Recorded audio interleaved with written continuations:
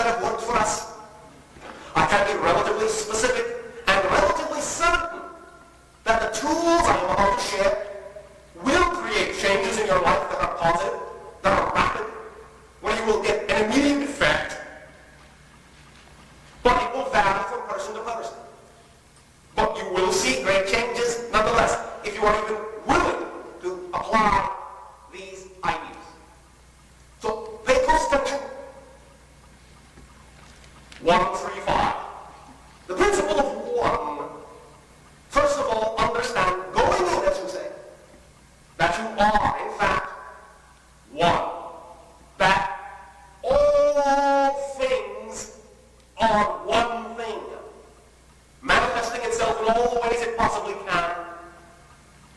Everyone, everything, every place you look at is you in another form, you in another idea, in another expression, in another reflection. Therefore, the principle of one with regard to creating success in your life is to understand that it is not separate from you. Your goal is not separate from you. It is not out there and you are over here, many miles away from your goal. The idea is that it is you. You are it. Therefore, what you are doing is you are not going after the goal. You are not going after the thing that excites you. You are simply in the process of becoming the thing, of knowing that you already are that idea. And the more you know it, the more the reality around you will manifest and reflect what you know yourself to be. Understand the following very important principle. You cannot experience a reality that you are not the vibration of. Whatever vibration you are is the reality you get.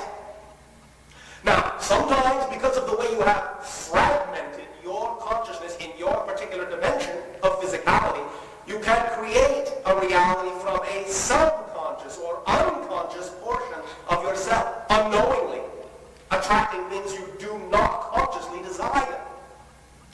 This happens because whatever is the strongest belief within you is what is the strongest vibration you give off. And if that belief happens to be a fear, then those are the types of situations you will more likely attract. Because you are saying, in fearing that this might happen, or in fearing that this won't happen, you are saying that that's what you believe is the most likely reality you can attract. And the universe is absolutely going to give you the strongest reflection you give off. Remember, there is only one law in creation. Not 100, not 10, just one. Only one. Just one. Really, only one. It's that simple. One law. What you put out is what you get back. That's all there is to it. Everything else, as you say in your language, is your ball game.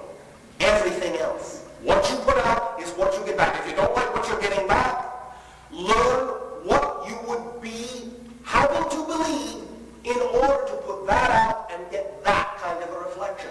Examine your beliefs. Explore your beliefs. Take them apart. Reassemble them. Redefine them. Put them back together in the way you want to.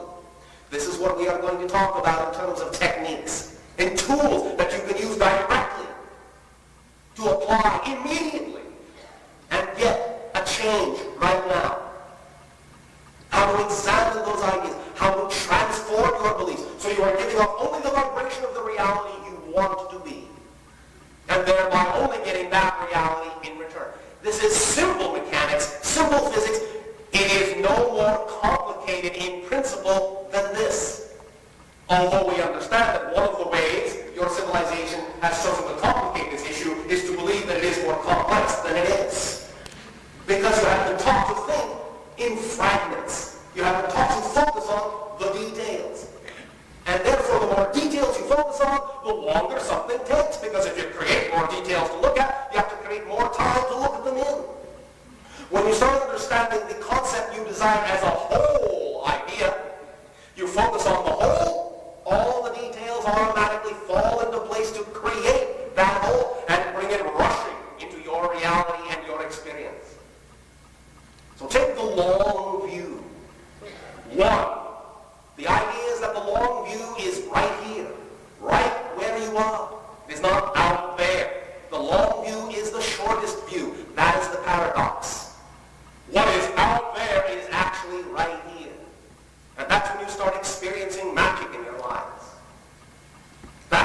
principle of the one. You can apply it by simply knowing it is so. 1, 3, 5. The principle of the three. These are three very strong tools we are about to discuss now. Some of the strongest we can possibly share because they are the most basic and they work for everyone.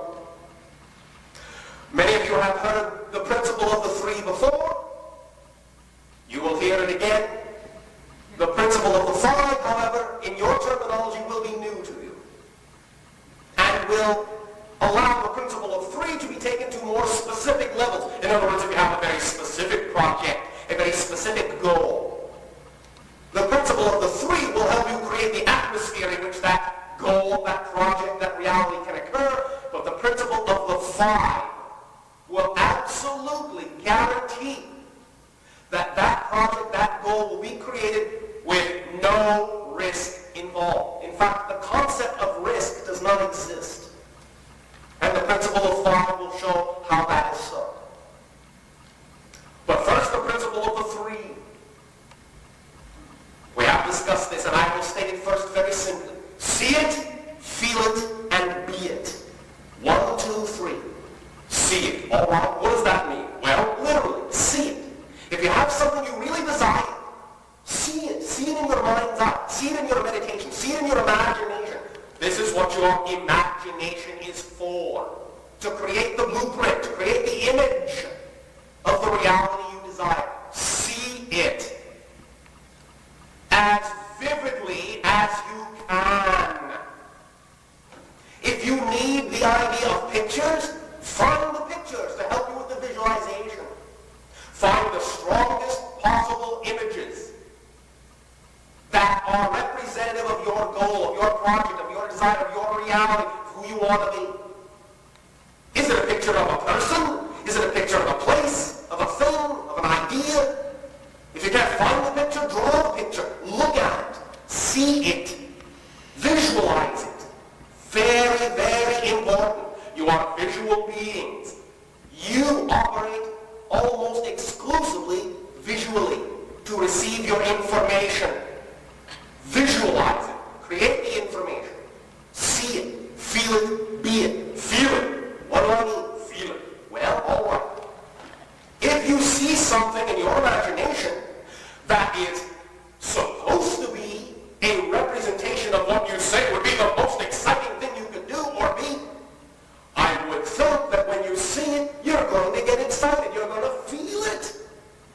So in other words, when you see it, I would assume you're not going to be sitting there going, oh yes, I see it. Well, that's very nice. That's very interesting. Yes, well, I see this and I see that.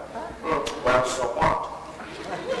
The idea is to become involved in it, to connect your emotionality, your senses to it. You are physical beings. Your spirituality will depend upon you integrating your physical senses together, not denying them. The idea is to taste that vision, to smell it, to hear it, to feel it. Really get involved in it. If you were in that situation you are seeing in your imagination, how would you feel?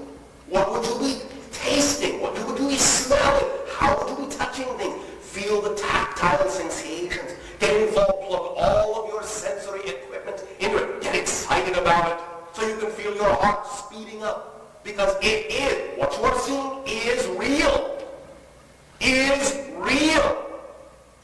A little secret. Your imagination is real. There is nothing you cannot imagine that is not real. All things are real. If you can conceive of them, they exist. You cannot conceive of non-existence. Anything you can conceive of is a reality. Now granted, some of them are more, shall we say, manifestable in your dimension, perhaps, and in other dimensions, perhaps. Perhaps if you really desired to be 10 feet tall with 5 arms and blue, maybe you could do it.